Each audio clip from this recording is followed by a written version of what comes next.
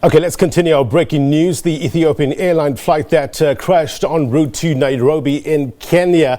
We are now joined on the line by our correspondent Coletta Wanjohi in Addis Ababa. Coletta, thank you very much indeed for your time. What can you tell us with regards to this crash? Well, what we know at the moment is that the crash happened at around 8:38 Ethiopian time, which should be around 7:38 in the morning South African time.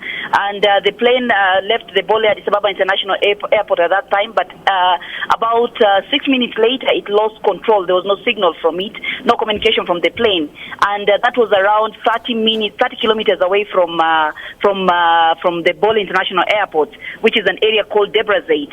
And since then, that's when about 3 hours later, the airline confirmed that there has been a crash. Yeah. Now, what else we know is that there were 149 passengers on board and 8 crew members.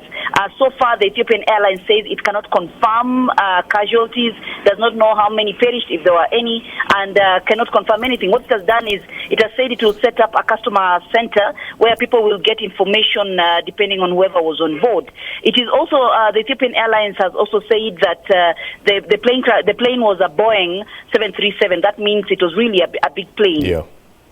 So we don't know in terms of the 157 people that were on board. Just to make it crystal clear, we don't know about the casualties, we don't know about the survivors. So at this stage, it's a very fluid situation, information just coming in. Have we heard anything from the office of the Prime Minister? Yes, we do not. We can confirm that we do not know about the status of the 149 passengers on board and the 9 crew members. But the Prime Minister's office has already sent a condolence. That was around an hour ago. It sent condolence messages to people. That tells us that there is some possibility that some people perished, because if there's condolence, then that means probably there are people. It was a bit fatal. So we've already seen the Prime Minister sending out condolence message.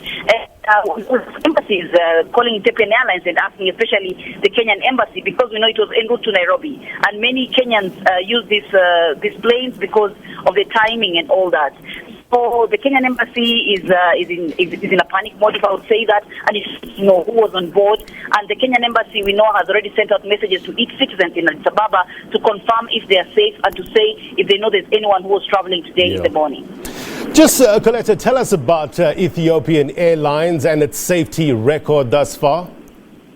Well, so far, Ethiopian Airlines has really tried to maintain a safety record. The last plane crash that happened was, I think, around 1970. I'm yet to confirm that. But it has been a while since a plane crash happened, and not of this nature. I mean, between these routes, Ethiopian Airlines has really had good business, especially between the Nairobi, Addis Ababa route, and has been a big competition for Kenya Airways, which also flies the same route. We know we've got many airplanes from Ethiopian Airlines flying this route, more than Kenya Airways, and their timings are usually very convenient. So many times you find the Ethiopian Airlines planes are full, while the Kenya Airways has struggled because of timings. So it is a popular, airline, because of the timings, because of its destinations, because of the fact that people can be able to connect to other destinations because of it's flexible. Yeah. So this happening, we do not know what effect it will have. Of course, it will scare some people, but at the end of the day, the East African route has to depend on Ethiopian Airlines and Kenya Airways. Do we know about the nationalities of the passengers and crew members? No, as of now, no. That's what Ethiopian Airlines has said. It's going to remove a customer manifest for us to know who was on board and who wasn't on board.